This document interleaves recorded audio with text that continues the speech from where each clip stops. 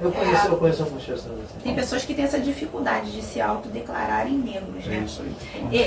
Eu tive a oportunidade, à frente dessa comissão, eu tive a oportunidade também de conhecer a doutora Ângela Quimbão, Ângela Borges Quimbão. Ela foi a fundadora, uma das fundadoras, não sei se vocês conhecem, da Advocacia Preta Carioca, APC, do qual eu faço parte também hoje.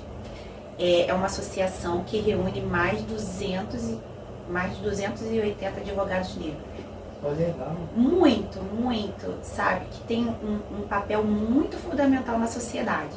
Então a doutora Ângela, a doutora Ferla e a doutora Ângela Ferla, Ana Angélica, fundadoras da APC, que me convidaram para poder fazer parte dessa associação maravilhosa, tem exercido um papel fundamental para essas questões negras, sabe? Então, das frases que elas sempre falam pra gente é a seguinte: ninguém solta a mão de ninguém. Enquanto a gente pensar, enquanto nós negros, a força é nossa. Uhum. Se nós somos 56%, nós somos mais. A maioria. Né? Então, enquanto nós teimarmos em pensar que de seguir, trilhar esse caminho sozinho, a gente não vai conseguir chegar a lugar nenhum. A gente precisa ter essa concepção de que a gente precisa dar as mãos e efetivamente buscar. Porque se eu chegar até você, você vai me ver como um ponto fraco, uma mulher negra tentando reivindicar os direitos raciais. Mas se Jaqueline chegar acompanhada de mais 5, 10, 15, 20 advogados negros, a força e o objetivo será alcançado de uma forma mais satisfatória. É o que eu penso. Então a APC tem também um papel fundamental nessa questão racial e da advocacia preta carioca aqui no estado do Rio de Janeiro. Ele resolveu... Eu tô achando que ele tá me boicotando, tô achando. Não vai mais não. Agora vai. O negro tem que entender que ele é protagonista da própria história dele. Eu sou protagonista da minha história, você é protagonista da sua. Eu não sou melhor do que você, você não é melhor que eu. E assim a humanidade tem que seguir, né? Porque você vê o quanto os valores estão sendo perdidos, né? O errado está passando a ser certo, o certo está passando a ser errado. Então isso nos leva a pensar qual o papel que a gente está desenvolvendo na sociedade e o que a gente espera no futuro dos nossos filhos, né? O futuro da nossa sociedade. O que a gente quer fazer? Então, eu volto a falar que o respeito é a base para construir uma sociedade justa e igualitária. Porque se a gente for parar para pensar, tudo se resume ao respeito. Sim. Não é? Se eu quero buscar um direito humano, eu tenho que respeitar, né? Se eu quero desenvolver qualquer tipo de trabalho, independente de que você concorde ou não comigo, você vai ter que me respeitar, assim como eu tenho que respeitá-lo. Então a vida é uma via de mão dupla, não é uma via de mão única. Uhum. E assim vamos. Verdade. Vai? E você já foi convidada já para algum congresso fora do país? Ainda não. Não. Não. Porque como eu falei, eu tô há 6 meses só, né? Então a gente tá construindo. Outro estado, alguma coisa assim? Sim, para participar, porque a OAB sempre tem eventos, seminários, né? Então a gente está sempre conversando, a gente está sempre falando um pouquinho da experiência, da nossa história, né? Então a gente procura sempre estar levando um pouquinho dessa construção e desconstrução para as pessoas. E qual estado que tem mais injúrias raciais? Olha, eu não sei, eu posso te dizer pelo estado do Rio. O Niterói, eu também fiquei assustada, mas Niterói é o celeiro. Nossa. É o maior, né? O pessoal fala, Niterói é primeiro lugar em qualidade de vida. Niterói, hoje, lamentavelmente, é o celeiro de desigualdade racial e de direitos humanos. Nossa. Infelizmente. eu não sei aonde, eu fico pensando, gente, onde eu estava que eu não vi isso? É porque a gente fica tão envolvido nos nossos problemas que a gente não para prestar atenção. Não tem aquela questão da segunda vista? É só você dar uma olhada no seu entorno, que você vai conseguir enxergar isso. O quão Niterói é desigual, o quão Niterói é racista, preconceituoso. Embora tenha pessoas que acham que não existe, o racismo não existe. Tem muita gente que acha que não existe. Muita gente que acha que o racismo não existe. Mas é só você olhar mais firmemente que você vai conseguir ver. Você viu que a atriz passou agora A todo recentemente? instante. A todo instante. A sua atriz passou recentemente aí, em Portugal. Né? A gente não precisa ir longe, Você não. vê, cara? Não Não, precisa, eu tô não. falando só- Eu garanto que Não, você ela é artista, né? Ela é conhecida. Né? Quantos de nós não passamos por situações semelhantes todos os dias, constantemente? Meu marido hoje, ele é síndico do prédio do qual a gente reside. Um tempinho atrás, não muito tempo, eu sofri uma situação tão constrangedora que uma das condôminas virou pra mim e falou que eu tinha que voltar para as minhas origens, que era o local que eu nunca devia ter saído. Nossa. Ela virou pra mim e falou que eu tinha que voltar para as minhas origens, porque era o local e que o meu cabelo não balançava e que o meu cabelo era crespo. Não tem muito tempo que isso aconteceu. Então, a partir daí você vê o como as pessoas precisam desconstruir esta concepção, né? Essa questão. E por isso que eu falei mais atrás, que nós não estamos preparados. O pessoal, e aí, doutora, o que você fez? Eu não fiz nada. Eu fiquei tentando entender o que aquele indivíduo estava falando. Perplexa, né? Porque você não acredita que você vai passar, sabe? Isso, você vê acontecer nos lugares com outras pessoas. Mas quando isso acontece com você, muitas das vezes você fica assim, estática. E é uma dor que você não consegue mensurar, porque você começa a se questionar se o problema realmente é seu e qual o local que você ocupa na sociedade, né? E essas pessoas, elas costumam fazer com que você não se sinta como ser humano. Porque, infelizmente, hoje, o negro é considerado uma coisa, né? Hoje, né? Sempre foi considerado. Sempre foi considerado uma coisa, não é considerado uma pessoa, um ser negro, né? Não muito distante, né? As mulheres negras, elas não eram permitidas, elas são mulheres fortes, podem sentir dor, estão acostumadas a sentir dor. Não, nós somos seres humanos como qualquer outro. A gente sente dor, a gente tem sentimento, né? Nós somos inteligentes, somos protagonistas da nossa própria história. Por isso que eu falo, irmãos, acordem. Vocês precisam acordar. Nós podemos ser quem quisermos ser. Nós podemos ir aonde nós quisermos. Mas brigando, não. A gente precisa conhecer os nossos direitos, precisamos conhecer o nosso potencial. Não somos melhores que ninguém, mas também não somos piores que ninguém. É assim, é isso que eu penso. E me corrija se eu estiver errado. E quem mais tem preconceito, né, que é mais racista, geralmente é a classe média alta, né? Ou eu estou enganado? Olha, é difícil responder isso, porque a gente vê a pessoa, quando ela é racista, ela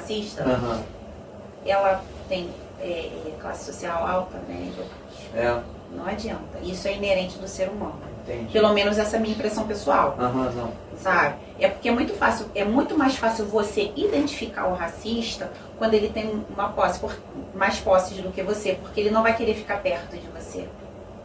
Isso, é isso aí. E nem você tem condição, muitas das vezes, de frequentar os mesmos lugares que essas pessoas que possuem um poder aquisitivo maior que o seu. Mas existe aquele racista realmente que não tem muitas posses e por si só. Se a pessoa te vê mal vestido em certos lugares, principalmente, você não entra em certos lugares mal vestido. Você, infelizmente, você é Você o que não é atendido. você usa o que você veste, né? Você não é atendido. Né? Hoje um negro, Você não é atendido. antigamente não funcionava desse jeito, mas hoje um negro que detém um poder aquisitivo, ele consegue ter acesso a vários lugares, né? Isso aí. Isso aí que você está dizendo. E tem muita gente que não conhece assim, um pagodeiro, né? Não conhece um pagodeiro, às vezes leva uma dura na rua. A pessoa não tá ligado ali, o cara é o famoso, ou um cantor de rap, aquele carrão, o cara não conhece ele. Né? Né? Tem 2 dias eu fui numa consulta médica, e as enfermeiras estavam cheguei, as enfermeiras estavam conversando e a conversa estava acalorada, sabe? Eu falei assim, oi, pois não, boa noite e tal. Ela, oi, tudo bem? Me identifiquei.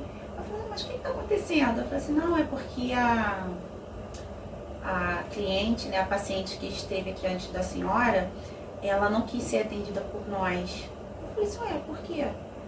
Porque nós somos negras. Nós duas, as 2 enfermeiras eram negras. E ela não se recusou. E era uma pessoa que não tinha muitas posses, tá? E simplesmente ela falou, não, eu me recuso a ser atendida por vocês. Aí Entra ali pra delegacia. Aí eu perguntei, o que vocês fizeram? Porque até hoje ainda eu fico estarrecida com esse tipo de comportamento. Mas o que vocês fizeram? Eu falei, nós falamos com ela, nós somos as enfermeiras que fomos contratadas para atender a senhora. Mas se a senhora não quer ser atendida por nós, a senhora pode ir embora. A mulher pegou as coisas e foi embora. Não quis ser atendida. Nossa Senhora. As pessoas, é triste, Muito. triste, porque eles consideram a pele negra uma pele suja, né? Não quer, tem pessoas que o grau de racismo é tão grande, de preconceito é tão grande, que não permite nem que o negro toque. Se o negro pegar uma caneca, eles têm nojo daquela caneca. Eles não pegam nem a caneca mais. Isso acredito. Eles são doentes, né? Né? Eles são doentes. Eu tenho pena deles, né? É complicado, digno né? de pena. Digno de pena. Aí você me diz aí, uma Glória Maria, né? Eu falo muito isso nos locais que eu vou. Eu fico pensando, eu sou muito reflexiva nesses pontos. Porque se hoje que nós detemos internet, né, informação, livros, é difícil, imagine para os nossos irmãos que nos antecederam. Os nossos avós, bisavós, tataravós, que nos antecederam, que não tinham a mesma informação que a gente, que não tinham as mesmas oportunidades que nós temos hoje. Então, isso é infinitamente possível de se conceber. Então, eu falo sempre isso, eu respeito os meus ancestrais, respeito aqueles que me antecederam, porque se hoje está difícil, imagine há um tempo atrás. Vocês já pararam para pensar sobre isso? Né? Dá tristeza. Então foi assim, não, é isso que me motiva. Porque eles não desistiram, então eu acho que eu não tenho esse direito. Ninguém tem que desistir. Né? Eu não tenho esse direito. Né? Eu perguntei para você sobre a sua demanda, que você deve ter muitas demandas sobre isso, né? Hoje em dia, né? Temos muitas demandas. Ocorrências. Diversas. Né? E até para poder esclarecer, né? Então, o pessoal vai lá, procura, mas a gente só pode também atuar se a gente for provocado. Tá? Então é preciso que as pessoas tenham essa concepção, vá até a OAB, vá à casa da sociedade, não é a casa do advogado. O direito está lá, as pessoas estão lá para servir a sociedade, os advogados estão lá desenvolvendo um trabalho, sabe? O Dr. Pedro, ele é muito, ele nos dá livre-arbítrio para a gente poder trabalhar, ele nos permite trabalhar, sabe? E eu sou meio, assim, eu tenho mais ideias, eu chego até ele e falo, tenho esse projeto. Ele, bora? Eu falei, mas você nem leu. Não, vamos lá, confio em você. Então, assim, eu tenho alguns projetos aí pra poder sair. A gente tá, porque conforme eu falei com vocês, muitos dos meus irmãos, eles procuram sempre ficar fazendo seminário, palestras. Eu falei, não, já tem muita gente boa trabalhando nesse sentido. Eu vou cair pelo outro caminho. Eu quero levar informação para a sociedade. Então, eu, recentemente, junto com a doutora Andréia, da Comissão de Direitos Humanos, montamos um projeto chamado OAB Extramuros, né? Saindo dos muros da OAB para prestar serviço à sociedade. Então, a gente vai percorrer toda a cidade, levando informação, orientação jurídica. Fizemos uma parceria com a Prefeitura de Niterói para poder as pessoas que não tiverem identificação registro civil vão poder tirar certidões de nascimento. Então o projeto é bem bacana. Então o projeto é você ir às comunidades, periferias, para poder levar esse tipo de serviço para as pessoas que não têm o mesmo privilégio e informação que nós temos. Não, esse projeto é bacana. Estou com você no carro e gostei muito, e a gente vai trazer aqui para a nossa região, né? Combinado direitinho. Vamos sim. Fazer uma ação aqui em Ratabaga. Também tem um projeto super bacana que está ainda no forno para sair, que eu tive a oportunidade de... Eu penso que o universo sempre conspira, né? Então você tem que estar atento para as informações que o universo está passando para você, porque senão passa e você não percebe. Então eu tive a oportunidade diante de um fato que ocorreu na delegacia DPCA, que é a da Delegacia da Criança e do Adolescente, e eu tive o privilégio de conhecer o Dr. Bruno, que é o delegado ali, e a equipe dele, o Eric, a Fernanda, e eles fazem um trabalho tão humanitário com as crianças, de atendimento totalmente diferenciado mesmo, né? Não é aquele trabalho agressivo, punição, né? Sabe, de punir, não. Eles orientam, eles conversam, sabe? Quase um trabalho de psicólogo mesmo. Eu falei assim, poxa, eu acho que dá pra fazer alguma coisa. Aí montei um projeto que se chama Resgatando Vidas, que a parceria seria com a Delegacia da Criança e do Adolescente. Por quê? Porque a maioria, infelizmente, dos infratores são quem? Negros. Vindos de uma família de mãe solo, vindos de uma família sem uma estrutura familiar, né? Muitas das vezes que as mães trabalham para poder manter, ficam sozinhos em casa. Então eu preciso ajudar essas crianças de alguma forma. Então esse projeto consiste em, quando a criança, claro, sempre com a autorização dos pais, sempre com passando por uma triagem, quando um menor chega até a DPCA, se ele quiser, tiver interesse em mudar a sua história, para ele ser encaminhado para um jovem aprendiz, para fazer um curso, né, um curso profissionalizante, porque o que falta a essas crianças é direcionamento e informação, para fazer um esporte.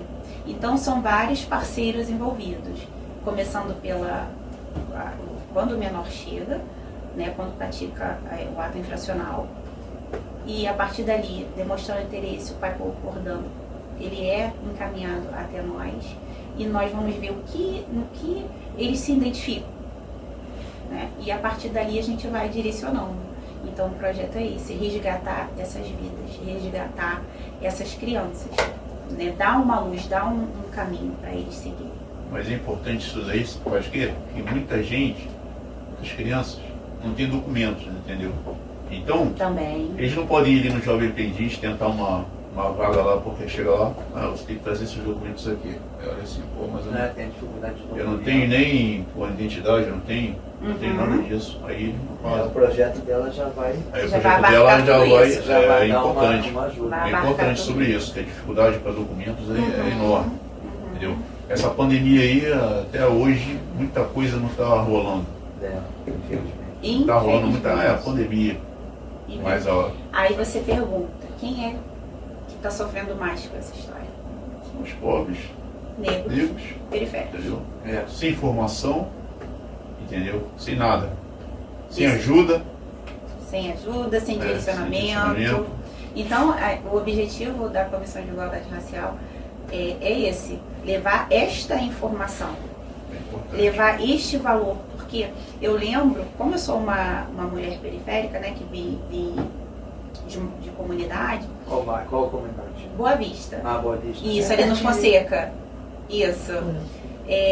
Então, eu lembro que se eu tivesse as informações que eu tenho hoje, o meu caminho teria sido muito menos tortuante. Mais curto, né, também. Muito curto. Então, eu tenho essa preocupação de encurtar o caminho das pessoas que ali habitam e residem. Porque a informação, eu posso passar a informação. O que elas vão fazer com esta informação, aí a responsabilidade é delas. Mas eu penso em mostrar a direção, mostrar que há possibilidade, mostrar que há possibilidade de um caminho alternativo que não da criminalidade, né? Um caminho alternativo que não da ociosidade, que ele pode fazer uma faculdade, que a pessoa pode ser e fazer o que ela quiser fazer. Eu não consegui, eu tô aqui, hoje eu tô aqui conversando com vocês. Foi fácil? Não, o caminho não é fácil.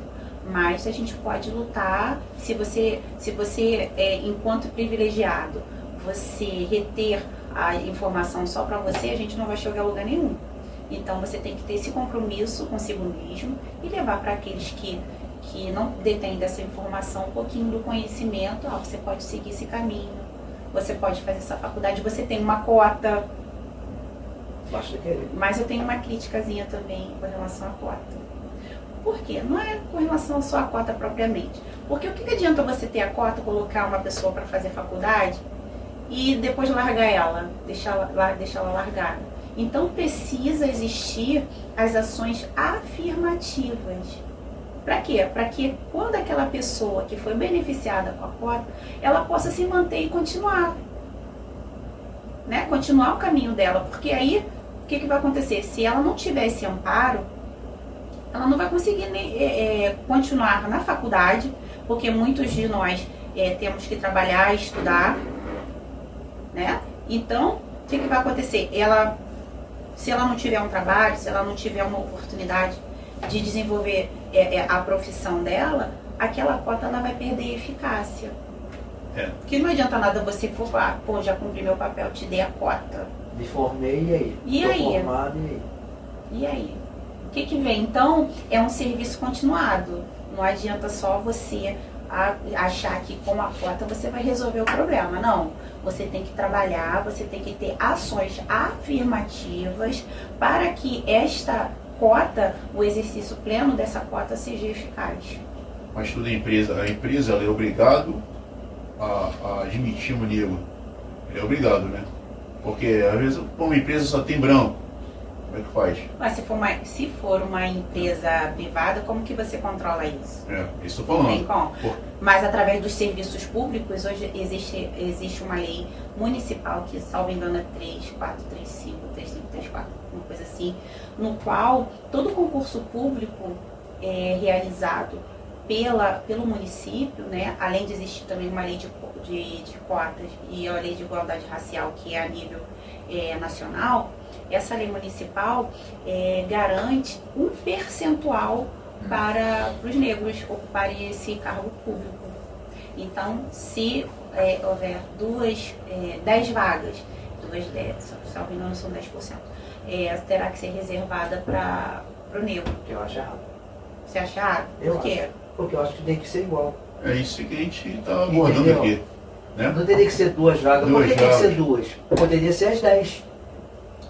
Deficiente, mesma coisa. Mas aí você não está sendo igualitário, né? Sim, não, poderia ser 5 e 5, mas eu estou dizendo, poderia ser as 10. Ser igual para todos. Mas o Marcelo falou que ele é contra a cota racial, não falou? Eu sou contra, porque eu acho que são todos iguais. Tem que ser tudo igual. Para mim é tudo igual. Não tem essa cota. A cota para mim por causa do quê? Porque cota para o outro. Cota tinha que ser todos iguais. É o deficiente, tem uma lei para o deficiente aí. Tem, a empresa tem que admitir o deficiente. Então, cotas, cara, se todo mundo é igual, não tem que ter cotas. Poderia ter uma cota social, né? E como que se desenvolveria essa cota social? Mudaria uma, porque também tem branco também que não consegue chegar, não tem essa informação, também tem. Não é a grande maioria, é minoria. mas também não tem dificuldade de entrar na Sim, faculdade, sim. tem um monte de dificuldade, entendeu? Sim. Então, não sei se tem essa cota para ele. É porque do jeito que eu falei, parece que nas comunidades e periferias só existem negros, né? E não Existem brancos também. existem brancos que sofrem tanto quanto os negros Sim, nessas verdade, questões, verdade. né? Que são achatados para esses pontos da sociedade e acabam se tornando invisíveis, né? Não só o nordestino, Não. quando vem para cá, muitos vão para a comunidade. A Rocinha foi feita por nordestinos, praticamente. A Rocinha, não é isso? Ou estou errado? Sim, não. É. Pelo menos as informações que eu tive que sim. Então, a Rocinha, muitos nordestinos foram parar na Rocinha, fizeram a Rocinha lá, hoje em dia tá isso aí, tudo aí. Na comunidade do Boa Vista também. Tem um lado que se chama o Areal, também é só composto por nordestino. Né? Uhum. Então não é só, não só os negros que compõem lá a comunidade lá. Infelizmente a gente vive uma realidade onde as políticas públicas elas não são feitas de forma a proteger e acolher os indivíduos que estão na classe D, da pirâmide, né? Isso aí, infelizmente isso acontece muito. Então aí, a partir do momento que você não tem uma política pública que você abarque e que você acolha essas pessoas, você acaba vendo essa desigualdade em todos os ramos, né? Não só para negros, mas também para brancos, os pobres, né? Então... tinha um governo aí que falava que ganhava 1.000 e pouco era considerado classe média, uma piada, né? Era só para falar que ele tinha um governo.